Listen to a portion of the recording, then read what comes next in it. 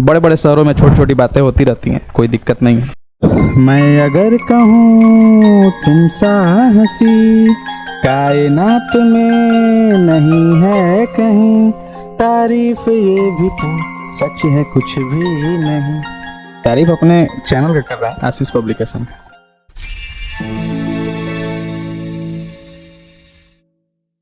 आप लोगों को क्या लगा गाना सुना रहे हैं? नहीं जी नहीं, कोई भी चीज़ बोलेंगे और करेंगे तो सीधे रिलेटेड पढ़ाई से ही होगा। आज हम आप लोगों को एक बहुत ही मज़ेदार टॉपिक हिंदी ग्रामर का, जो कि संस्कृत में भी आता है। संस्कृत में थोड़ा सा अलग होता है और हिंदी में थोड़ा सा अलग होता है, लेकिन उपसर्ग एक जो टॉपिक है वो दोनों में सेम होता है। इसको आप छोटा पैकेट बड़ा धमाका भी कर सकते हैं। इस टॉपिक का नाम है, इससे 4-5 क्वेश्चन आपको आता है ऑब्जेक्टिव में, संस्कृत और हिंदी दोनों में। देखिए इस टॉपिक का नाम क्या है।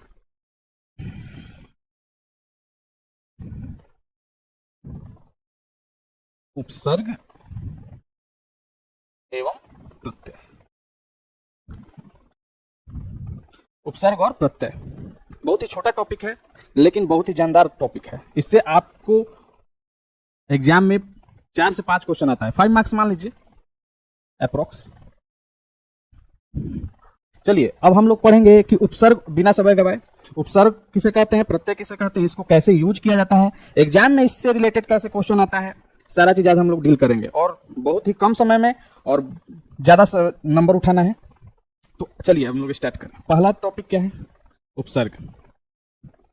उपसर्ग किसको कहते हैं? इसको इंग्लिश में प्रीफिक्स कहा जाता है।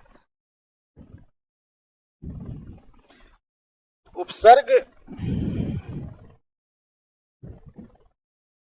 वह शब्द या शब्दांश है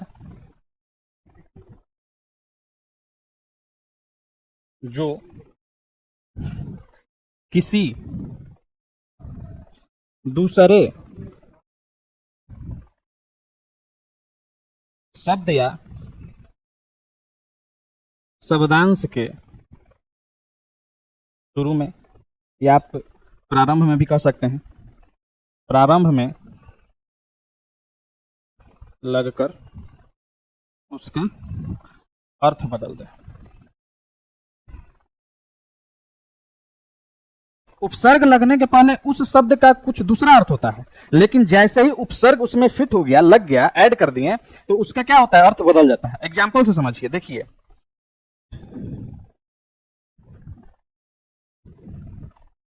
जैसे अब यहां पे हम एक शब्द लिए हार। हार का अर्थ तो होता है, हार का मतलब हार जाना, और हार का अर्थ होता है माला, गले का हार। इसके शुरू में हम लगा दिए आ, तो ये क्या बन गया? आहार। आहार का मतलब क्या होता है? भोजन। पहले कौन शब्द था? हार।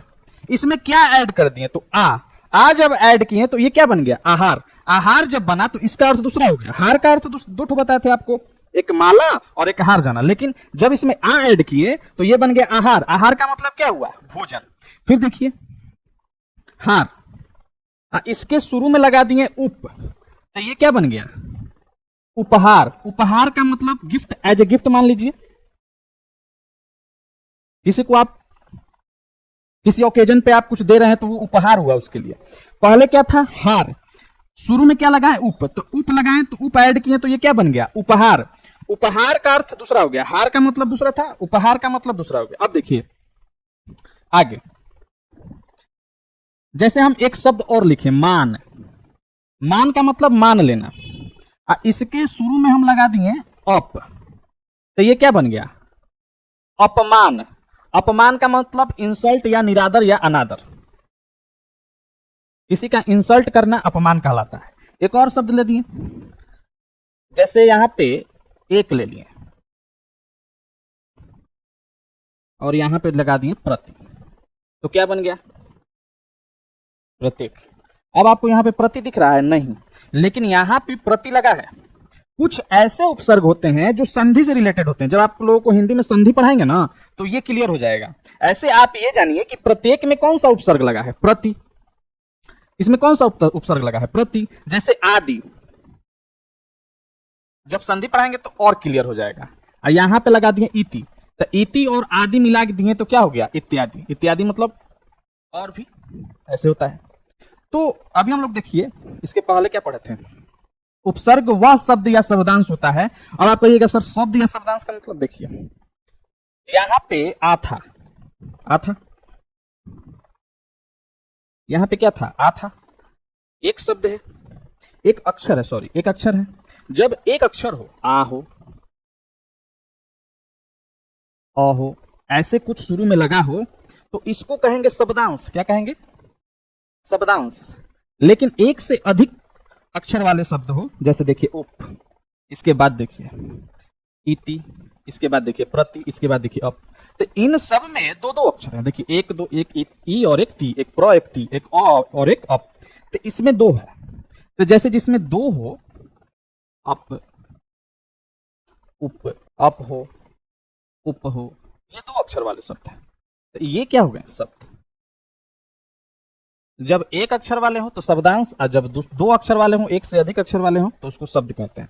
तो ये हुआ उपसर्ग। उपसर्ग किसको कहते हैं, उपसर्ग वह शब्द या शब्दांश होता है जो किसी दूसरे शब्द या शब्दांश के शुरू में लग के, कहां लग के, शुरू में लग के अर्थ बदल दे, उसको हम लोग क्या कहते हैं, उपसर्ग। इससे क्वेश्चन कैसे पूछेगा, जैसे देखिए बता रहे हैं, यहां पे दे दिया विमान, और आपसे बोल दिया, एग्जाम में क्वेश्चन कैसे पूछता है, विमान दे दिया, अब बोला इसमें कौन सा उपसर्ग लगा है, आपको 4 ऑप्शन दे दिया, अप, सॉरी उप, अप, वी, विम। तो देखिए इसमें उप लगा है तो नहीं, अप दिख रहा है तो नहीं, वी दिख रहा है और विम भी दिख रहा है। विम होगा नहीं, क्योंकि विम अगर करेंगे तो इसमें अन बच जाएगा, जिसका कोई अर्थ नहीं होता है। इसमें कौन सा उपसर्ग लगा है, वी, क्योंकि अगर वी को हटा दिए तो इसका एक जो शब्द बचेगा मान, उसका कोई ना कोई अर्थ होता है। तो ये हुआ उपसर्ग। अब हम लोग पढ़ेंगे प्रत्यय। इसके बाद देखिए प्रत्यय,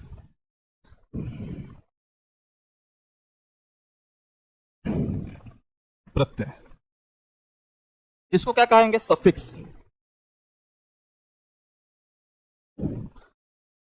वह शब्द या शब्दांश जो किसी दूसरे शब्द या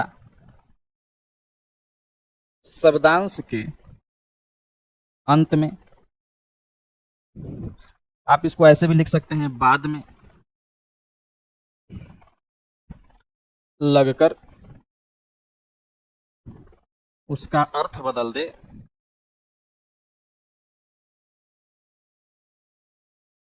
उसे प्रत्यय कहते हैं। आपसे क्वेश्चन कैसे कर देगा कि वह शब्द या शब्दांश जो किसी दूसरे शब्द या शब्दांश के अंत में लगे या बाद में लगे, उसको क्या कहते हैं। तो आपका आंसर होगा प्रत्यय। और शुरू में लग दे तो शुरू में लगकर अर्थ बदल दे तो उसको क्या कहते हैं, उपसर्ग। अब देखिए एग्जाम्पल से समझिए, जैसे यहां पे एक शब्द लगा दिए दूध, इसमें ऐड कर दिए वाला, तो क्या बन गया, दूध वाला। दूध वाला का मतलब क्या, एक ऐसा व्यक्ति जो दूध बेचता, एक ऐसा व्यक्ति जो क्या करे, दूध बेचे। इसी को पहले यूज करते हैं, दूध बेचने वाला। दूसरा देखिए, अब देखिए नच जोड़वैया, नचवैया। नचवैया का मतलब क्या होता है, नच मतलब नचना एक क्रिया है, नचवैया का मतलब क्या हुआ, नाचने वाला, नाचने वाला।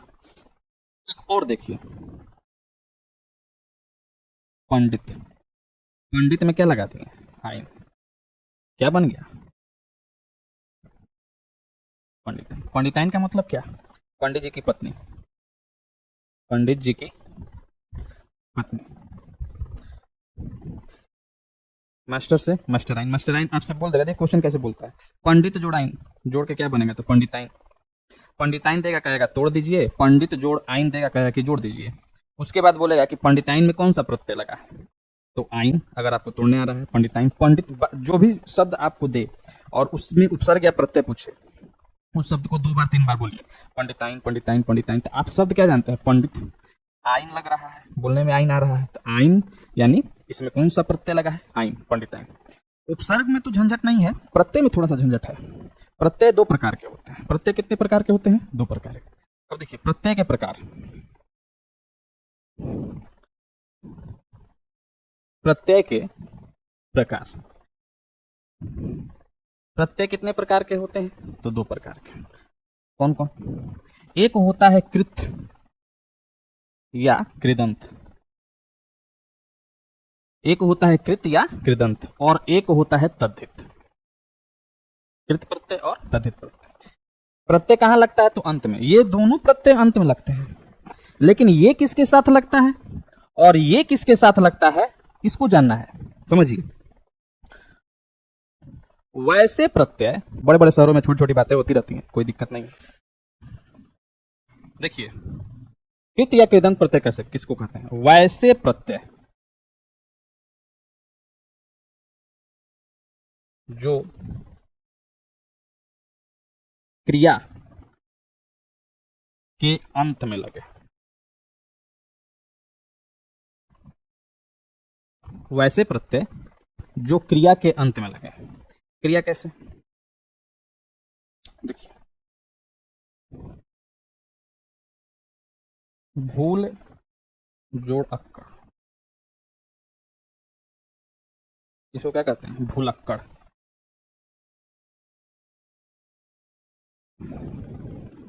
घूम जोड़ अक्कड़ क्या होता है? घुमक्कड़। ये दोनों में प्रत्यय अक्कड़ लगा है, और किसके साथ लगा है? इसमें लगा है भूल। भूल के साथ, भूल मतलब भूलना, ये एक प्रकार का क्रिया है। घूम, घूम मतलब घूमना, ये भी एक प्रकार का क्रिया है। तो कृत या कृदंत प्रत्यय उस प्रत्यय को कहते हैं जो क्रिया के साथ जुटे या क्रिया के अंत में लगे। किसी क्रिया के अंत में लगने वाले को कृत प्रत्यय कहते हैं। आप एक और देख लीजिए, गवैया।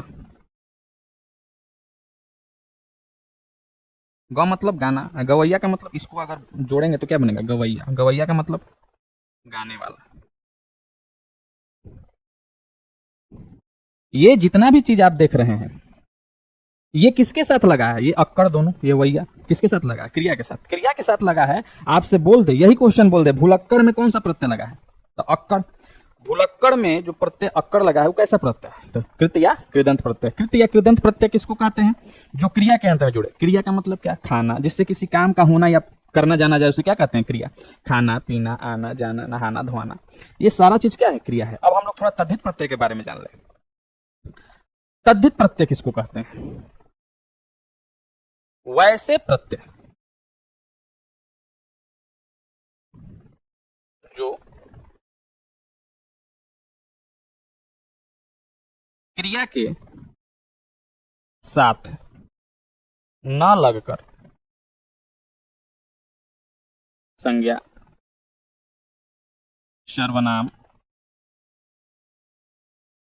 विशेषण इत्यादि के साथ जुटे।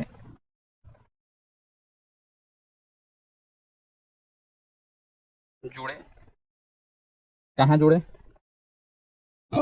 तो अंत में या बाद में। उसे कैसा प्रत्यय कहते हैं? तद्धित। कैसे? देखिए, यहां पे एक चीज लिखे, इतिहास। इतिहास जोड़, इससे क्या बना? ऐतिहासिक। इतिहास शब्द क्या है? संज्ञा। इसमें ये एक जुटा तो ये क्या बन गया? विशेषण। जैसे भूगोल से भौगोलिक, दिन से दैनिक। तो इतिहास में कौन सा प्रत्यय जुटा है? एक। ये क्रिया है? नहीं, ये क्रिया नहीं है। खाना पीना, उठना जाना आना, इस सब से इस सब क्या बोध हो रहा है इसमें? नहीं। इतिहास जोड़ी क्या बन गया? ऐतिहासिक। तो ऐसे प्रत्ययों को क्या कहते हैं? तद्धित प्रत्यय, जिनका प्रयोग क्रिया के साथ ना होकर संज्ञा, सर्वनाम, विशेषण इत्यादि के साथ हो, उसे क्या कहते हैं? तद्धित प्रत्यय। उसको क्या कहते हैं? तद्धित प्रत्यय। आज जिन प्रत्ययों का प्रयोग क्रिया के साथ हो उन प्रत्ययों को कौन सा प्रत्यय कहते हैं? कृत या कृदंत। ये एक छोटा सा टॉपिक है लेकिन बहुत ही काम वाला टॉपिक है, ठीक है। इसको हम लोग जब भी आप एग्जाम देने जाइएगा, इससे रिलेटेड हम कुछ आपको इंपॉर्टेंट क्वेश्चन भी करवाएंगे जो कि प्रीवियस ईयर में आप लोगों से पूछा गया है, तो वो सारा चीज करवाएंगे ना, तो आप लोगों को और क्लियर हो जाएगा। थोड़ा सा जब हम संधि पढ़ाएंगे, जैसे इति जोड़ादि पढ़ाए थे, जैसे देखिए इति जोड़ादि इत्यादि, तो इस इत्यादि दे देगा लेकिन इति आपको दिखेगा नहीं है, ऑप्शन में इत भी देगा, इति, ईत, एत, इत्य, चारों दे देगा। आपको ये दिख ही नहीं रहा है, तो ये जब हम संधि पढ़ाएंगे ना तब और क्लियर हो जाएगा। ऐसे आप जानिए कि उपसर्ग कहाँ लगता है? तो शुरू में। प्रत्यय कहाँ लगता है? बाद में। प्रत्यय कितने प्रकार के होते हैं? तो 2 प्रकार के हिंदी में। एक होता है कृत या कृदंत जो क्रिया के अंत में लगता है, और एक होता है तद्धित जो क्रिया को छोड़कर बाकी सभी जगह जैसे संज्ञा, सर्वनाम, विशेषण इत्यादि में लगता है। तो आज के लिए इतना ही, फिर मिलेंगे आपसे नए टॉपिक के साथ, फिर जोश और जुनून से। तब तक के लिए टेक केयर। आप लोग स्वस्थ रहें, मस्त रहें, खुशहाल रहें।